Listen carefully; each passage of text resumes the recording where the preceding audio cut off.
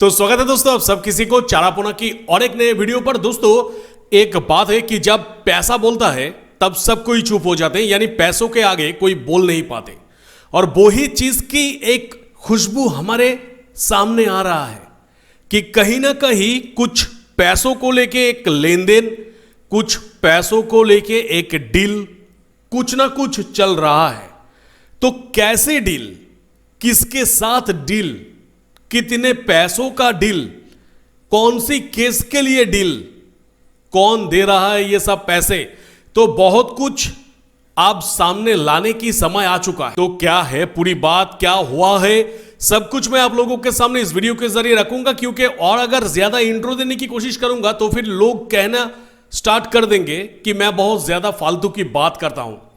हालांकि एक group of people मुझे कुछ दिनों से मेरी वीडियो की कमेंट सेक्शन पे आके यह कहना शुरू कर दिया है कि मैं बहुत ज्यादा फालतू की बात करता हूं। हालांकि उनकी जो कमेंट है वो कमेंट देखकर मुझे बेहद अच्छा लग रहा है कि मैं सही रास्ते पे चल रहा हूं। मैं उस रास्ते पे चल रहा हूं जिस रास्ते पे अभी मुझे चलना चाहिए।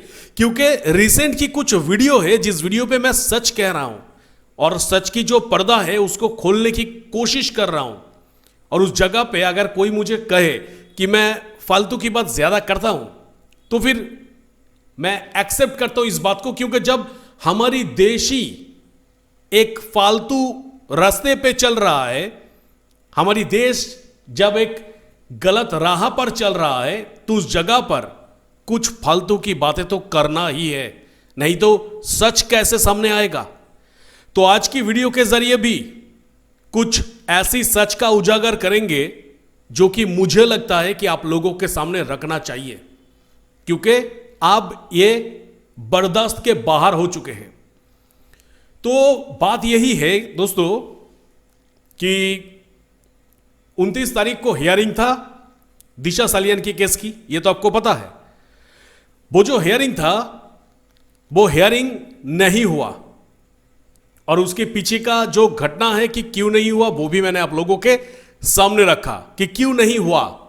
पर उसके पीछे भी कुछ घटना है जो कि सामने नहीं आया। कोर्ट जो कैंसिल हुआ है वो ऐसे ही नहीं हुआ है। कुछ घटना ऐसे है जो कि ऑन पेपर आपको इंटरनेट में कहीं पे भी नहीं मिलेगा।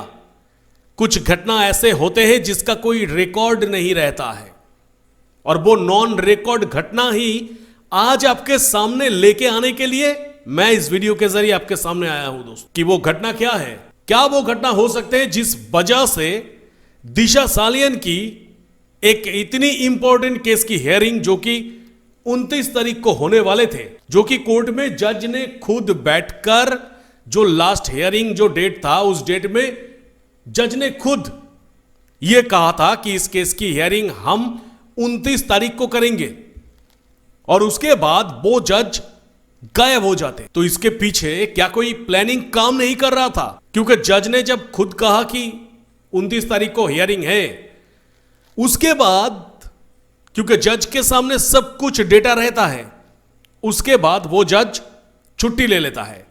अब इस जगह पे एक कहने वाली बात है कि भाई अगर छुट्टी ही ले लिया तो छुट्टी शायद उनको जरूरत था। छुट्टी जब ओवर हो जाएगा उसके बाद आके इस केस की सुनवाई करेंगे। यही पॉइंट तो आप रख सकते हैं इस जगह पे, इससे ज्यादा तो कुछ नहीं।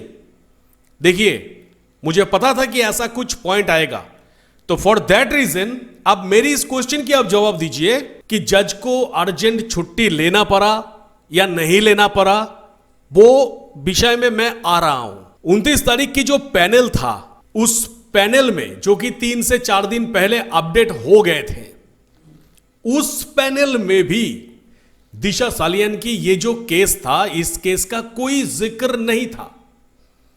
उस पैनल में टोटल 88 केसेस दर्ज था। तो अगर जज को अगर छुट्टी लेना था तो फिर उस पैनल में तो दिशा सालियान की केस रहना चाहिए था कि हां 29 तारीख को दिशा सालियान की ये जो केस नंबर है इस केस नंबर की हियरिंग है और उसके बाद जज को छुट्टी लेना है वो छुट्टी ले सकते हैं, कोई बात नहीं। पर पैनल में तो रहना चाहिए। पैनल से ही गायब हो गया, जो कि मैंने पीडीएफ आप लोगों के सामने रखा था मेरा लास्ट जो वीडियो था वो वीडियो अगर किसी ने मिस आउट किया आप लोगों में से, जाके चेक करिएगा। पूरा 23 पेजेस की पीडीएफ मैंने आप लोगों के सामने रखा था। जो पैनल है वो पैनल में दिशा सालियन की जो केस है 29 तारीख की हियरिंग वाली केस, उसका दूर दूर तक कोई नामो निशान नहीं था। ये क्या कोई सोची समझी प्लानिंग तो नहीं? आगे आते हैं और भी कई सारे घटना है। बार बार आप एक चीज नोटिस किए होंगे कि दिशा सालियन की ये जो केस है, पर्टिकुलरली ये केस जितना बार कोर्ट में उठा, और उसी के साथ साथ सुशांत की केस में भी, पर्टिकुलरली मतलब दिशा सालियन की केस में ज्यादा देखने के लिए मिला, सुशांत सिंह राजपूत की केस में भी देखने के लिए मिल रहा है फिलहाल। पहले ये सब चीज नहीं था। हो क्या रहा है कि कोर्ट में जब सीबीआई को आने की बात है, सीबीआई नहीं आ रहा है। जब कोर्ट की उस पर्टिकुलर डेट पर सीबीआई को प्रेजेंट होना है, पर सीबीआई प्रेजेंट नहीं हो रहा है। वो एक बार नहीं 3 बार हुआ है, 3 बार हुआ है। पर उस जगह पे, उस पोजीशन पर जज ने क्या किया? सीबीआई को टोकने की वजह जज ने अगला डेट पर डेट देते ही जा रहे हैं। ये जो बात है, ये बात सोचने वाली बात है या फिर नहीं? क्या मैं फालतू की बात कर रहा हूं कि जब कोर्ट में जिस डेट पे हियरिंग है उस डेट पे सीबीआई की जो पक्ष है वो, या चाहे सीबीआई की जो लॉयर है उसको प्रेजेंट होना है, क्योंकि जज को आंसर देना होगा। बैक टू बैक 3 डेट पर सीबीआई प्रेजेंट नहीं हो रहा है जज के तरफ से, यानी जिस बेंच पे, जिस कोरम पे ये केस गया है उनके तरफ से कोई रिप्लाई नहीं, कोई कुछ स्टेटमेंट नहीं। सिंपली वो पेन उठा रहा है, डेट को आगे बढ़ा दे रहा है। क्या हमें कुछ समझ नहीं आते? उसी के साथ साथ नेक्स्ट जो चीज है, देखिए, कोर्ट ने कहा था कि परमवीर सिंह और शैलेंद्र नगरकर, मालवनी थाने की पुलिस, तो इन दोनों के ऊपर एफआईआर करने के लिए कहा गया था। याद होगा शायद आपको। तो वो एफआईआर भी सीबीआई को करने के लिए कहा गया था कि आप लोग उन लोगों के ऊपर कोई एफआईआर क्यों नहीं कर रहे हैं। ये जो बात है, ये बात बेसिकली 1 महीना होने जा रहा है। 1 महीने के अंदर कितना बार ये केस को लेके कितना कुछ हो गया, पर अभी तक कोर्ट के तरफ से, उस बेंच के तरफ से ये ऑर्डर पास नहीं हुआ कि उन लोगों के ऊपर आप लोग जो अभी तक एफआईआर रजिस्टर नहीं किया है, इसके ऊपर आप स्टेप लिया जाएगा। ये जो चीज है, क्या ये सब कुछ गोटअप तो नहीं? क्या ये सब कुछ एक मिली भगत तो नहीं? क्या महामाननीय जज के साथ दूसरे पार्टी की दूसरे लोग कोई मिलकर गठबंधन तो नहीं कर लिया? और ये सब बातें जब मैं आपके सामने रखता हूं तो ये फालतू की बातें हो जाते हैं। होने दीजिए दोस्तों। देखिए, जैसे कि मैंने वीडियो की स्टार्टिंग में ही कहा आप लोगों के सामने कि ये जो सुशांत और दिशा सालियन की जो केस है, ये केस आज जाके, ये 5 साल बाद जाके एक ऐसी मोड़ पे आके खड़ा हो गया है दोस्तों, जिस जगह पे कुछ भी हो सकता है। अगर जज सही हो तो फिर इस केस में कुछ भी हो सकता है। बहुत पावरफुल जो नेता है उसकी फांसी हो सकते हैं। सुशांत सिंह राजपूत की जो तथाकथित गर्लफ्रेंड है उसको लाइफ लॉन्ग प्रिजनमेंट हो सकते हैं। उसी के साथ साथ सुशांत सिंह राजपूत की जो घर की स्टाफ से, जो पॉलिटिकल लीडर्स है कुछ, उन लोगों को सजा हो सकते हैं। बहुत कुछ हो सकते हैं। आप इस पॉइंट पे आके अगर जज सही से जजमेंट पेश करे और सब कोई जिन जिन को जिस जिस डेट पे कोर्ट में बुलाया जा रहा है वो लोग अगर सही से प्रेजेंट हो, और जो जो डॉक्यूमेंट मांगा जा रहा है वकील के तरफ से, ओपोनेंट वकील के तरफ से, वो अगर दिया जाए तो ये केस में कुछ भी होगा। और ये कुछ भी हो सकते हैं। क्या इसको लेके डरने के वजह से अब जज के साथ ही कोई डीलिंग्स तो नहीं हो गया, कोई सूटकेस की अदला बदली तो नहीं हो गया? देखिए, मैं आरोप नहीं लगा रहा हूं, मैं बस एक शक जता रहा हूं कि क्या ऐसा हो सकते हैं क्या क्योंकि ये जो काम जो देख पा रहे हैं हम, जो इंप्रूवमेंट देख पा रहे हैं, इससे तो एक शक तो पैदा होता है कि कहीं सूटकेस की अदला बदली तो नहीं हुआ। अभी बहुत सारे लोग कह सकते हैं कि जज कभी बिकाऊ हो सकते हैं क्या? जज कभी बिकाऊ नहीं होते हैं। बिकाऊ होते हैं ये लॉयर्स वगैरह, ये जो विटनेस वगैरह, ये लोग बिकाऊ होते हैं। जज कभी ऐसे काम नहीं करते। और अगर एक सिंगल जज कर भी लिया तो फिर जब एक बेंच में दोनों जज एक साथ बैठ के किसी फैसले को सुनाते हैं तो उस जगह में तो कोई करप्शन नहीं होता। ऐसे भी बहुत सारे लोगों का कहना हो सकते हैं। तो उन लोगों के लिए मैं एक चीज आपके सामने पेश कर रहा हूं दोस्तों। तो ये न्यूज को देखिए। जस्टिस शरद कुमार शर्मा ने आरोप लगाया कि उनके जो सीनियर जज है उनके साथ जब बेंच शेयर कर रहा था उस टाइम पे सीनियर जज उनके ऊपर प्रेशर दे रहा था कि जिस पार्टी को वो जज पसंद करते हैं उसके बिहाफ में वो हियरिंग हो, वो राय घोषणा किया जाए, मतलब उन पार्टी को बचाया जाए। ये प्रेशराइज होता है कोर्ट के अंदर।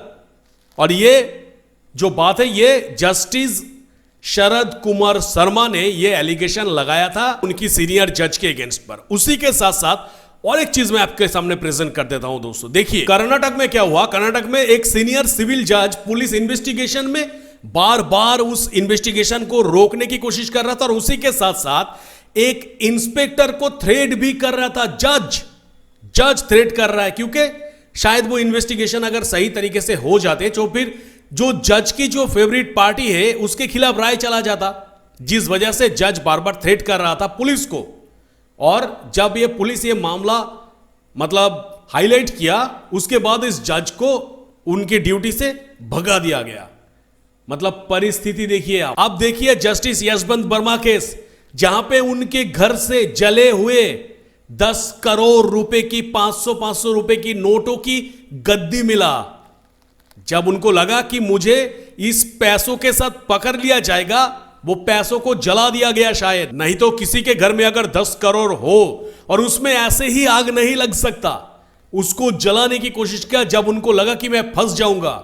मतलब 10 करोड़ रुपए की गद्दी घर के अंदर समा हुआ था।